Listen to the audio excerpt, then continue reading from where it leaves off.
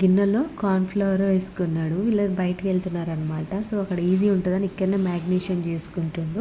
వీళ్ళు మొత్తం 3 ఫిషెస్ తీసుకున్నారు. సో ఒక 2 ఎగ్స్ మాత్రం దాంట్లో కొట్టేసుకుంటుండు. తర్వాత కొంచెం అల్లం వెల్లుల్లి పేస్ట్ యాడ్ చేసిండు.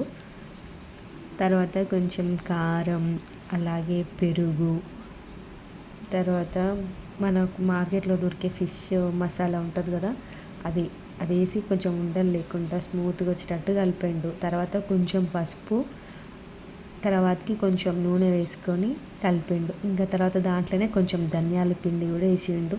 తర్వాత 2 నిమ్మకాయలు తీసుకొని మంచిగా దాంట్లో కలిసేటట్టు కలిపిండు. తర్వాత కొంచెం ఉప్పు వేసుకొని మనం కడిగి పెట్టుకున్న ఫిష్ ముక్కల్ని ఫసక్ అని కట్ చేసి మసాలా మొత్తం దానికి పట్టించేటట్టు అయితే కలుపుకుండు.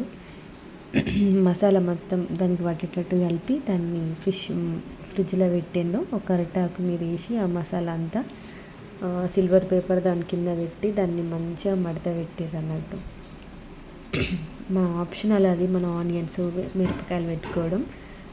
తర్వాతకి మంచి వేడి వేడి నిప్పుల మీద ఇటు అటు కొంచెం సేపు కాల్చుకుంటే సరిపోతుంది. టేస్ట్ అదిరిపోతుంది.